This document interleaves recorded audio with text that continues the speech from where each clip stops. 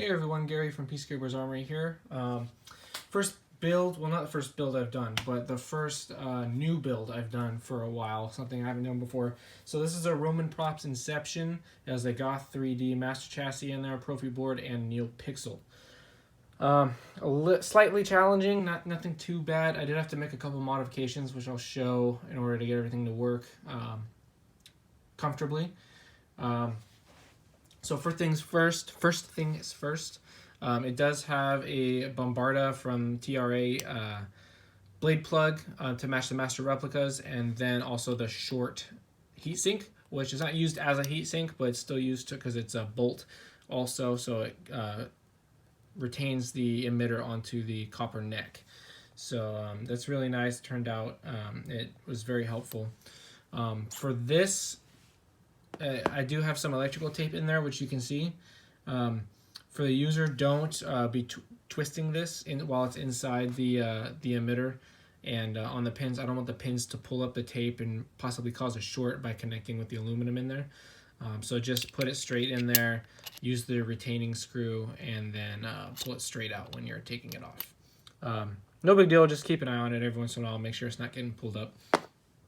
I did make a custom insert to hold the short pins in there. You can kind of see the silver 3D printed piece in there as well. And then I made one for the PCB on the inside of the grenade.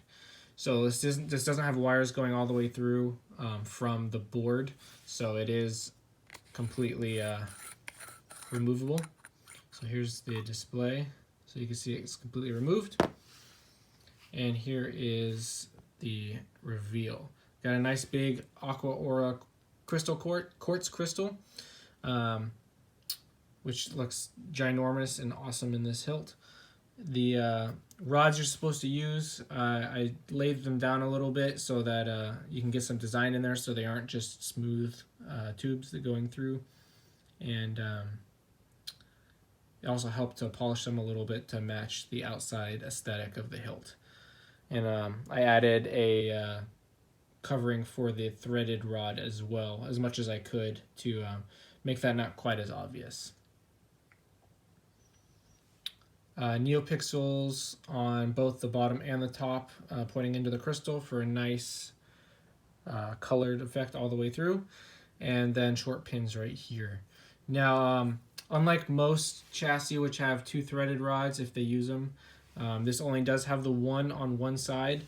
So if you put pressure on it, it will bend one way or the other. So while you're in reveal mode, if you're displaying it like this or however you might do it, just make sure you don't put any pressure on it one way or the other, because I wouldn't want to bend the chassis, the exposed part of the chassis. When it's in here and threaded, it's completely secure, there's no issues. But you don't want something to happen on when it's exposed. So I'll turn this on real quick and mute it. So we got the shine through LEDs right there, not shine through, but NeoPixel LEDs right there, and then here as well. So when you do put this in and screw it, then it does show up there. So it's cool. Nice for a reveal. I got good click tactile feedback on the buttons. The card is not glued in. For that reason, I don't want to add glue in there and muck up the responsiveness of the clicks. So it's not in there super tight, but it's in there okay. Again, I don't really recommend this for dueling at all, just because of how shallow the blade is, which I did make a custom blade for it. I'll show you in a little bit. But with the shallowness of that, the thin neck, and a couple of these other, I won't call them issues, but things, I just really wouldn't recommend it for anything more than for show clashing. It's a gorgeous piece, and you wouldn't want to damage it anyways. So it's got the crystal matches the main blade, and yeah, there's that. So the chassis itself with the speaker in there was just a tad too long. I don't know if it's just how it worked out for this particular one, or if a different speaker was designed in or was used in mind for it. Maybe because I used the Smuggler's Outpost 28mm speaker, but the cone on loud sounds, the cone would rattle against the bottom of the pommel. So that's not good, and there's really no way to fix that, except for having the volume super quiet, like down into the 3 digits as opposed to like 2000, which is normally what it's at. This is set at 2200. So to combat that, I did use glue on the pommel and the bottom pommel cap to secure it to the gear. So it's slightly not screwed on all the way, but it's not loose at all. If you put it, I only used a couple dabs, so if you put enough torque on it, it will break free if you need to for some reason, but there's nothing in here that you need to access. Right here. Because this still, I did adjust like the instructions said, so it's at a pretty much perfect lined up with that, and 90 degrees with the cover tech. So this is still not completely removable, but removable so that you can access all of that. So there is a lip on the chassis to prevent it from coming all the way off. That's really the design from this itself. I think it's kind of weird, but it is what it is. Got some NeoPixels in there. When it's on lockup, it has a little effect. So that's kind of cool. 2.1 millimeter recharge port and a standard kill switch. This hole is generally for rice, but that's not used on the Profi, so it's not used. Now, hopefully I'm gonna have this set up exactly how the client wants, and then we're gonna have him check this and go through all that. Because while it is possible to make changes, it is very difficult for a standard end user, a non-installer, I would say. Not Profi in general, I just mean accessing in this particular hilt. It wasn't designed for it, really, so this is where it kind of gets a little tricky. So you have to remove this right here, and there you can see the board and the wires, which were a little tricky to get out of the way of the SD card. And there's only one rod where normally there's two, because I had to cut the plastic piece right here in order to get a solid connection for this guy right here, USB connector. And as you can see, it still doesn't quite fit here. So what you have to do on top of that is you have to remove this thumb screw. And because the thumb screw isn't long enough to reach the chassis, I had to make a modification to that as well. So I have a grub screw in there. And so you have to take a Allen wrench. You have to undo the grub screw almost all the way, not removed from here, but pretty much all the way. And then you pull this out about a ½ an inch only. You can only pull it out so far because of the wires for the control box are only so long, but you can pull it out about a ½ an inch, and that gives you room to stick this guy in there carefully. It's really pressed up against the rod right there. So this is pretty much the only cable that I know of that will fit here. And then you carefully put it in there until it connects, and then you connect it to your computer. So I have it set for SD access through USB because you really can't get the SD card out, and you might break it if you do try. So it's slow to upload new fonts or change things on the SD card, but it's the best we got with this. So I'll link this to the owner so he knows which one to get if he doesn't already have it. And then when you put it back, there's it's kind of hard to explain, but basically you line up this all in line, not the recharge port per se, but the line going up this way. When you pull this out, there's going to be a stick out. It just looks like a little ledge, like if there was a ledge of plastic right here, and you'll see it ends right about here. So you'll see it when you pull it out. You just want to align it with this hole because there is a hole in the chassis that this grub screw goes into.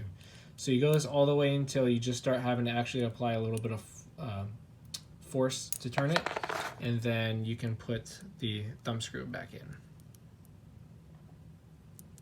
Might have to backspin it a little bit to get it to seat, and then the thumb screw goes back in to cover that.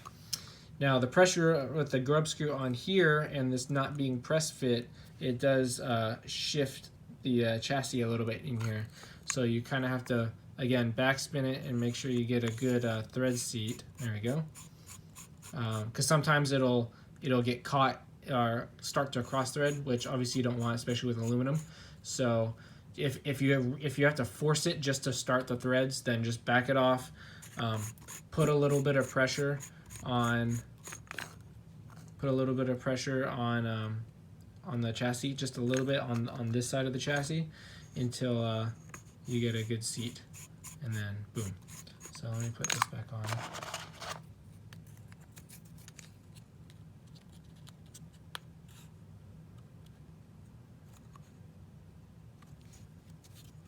Maybe. There we go.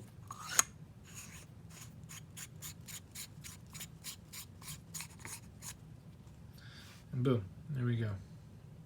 So again, this is glued onto here, and this is glued onto here.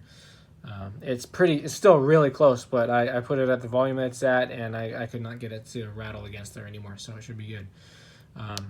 Just to kind of show.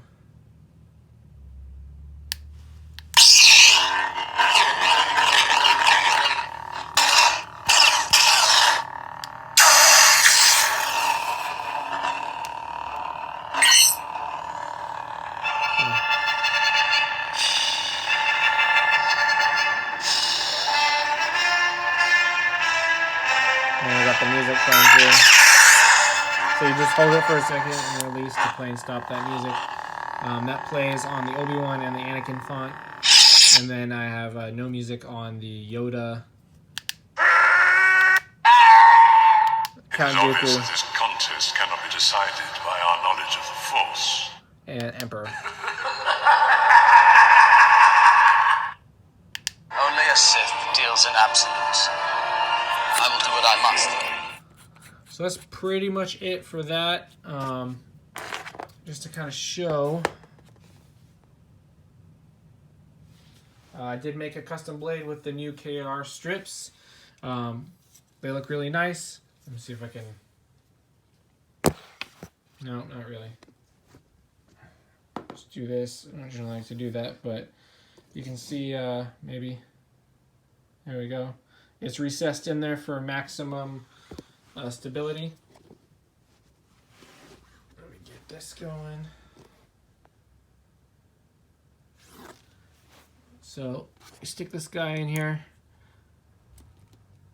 push it down, and then you put in the retention screw tight, and then turn this guy on. There you go.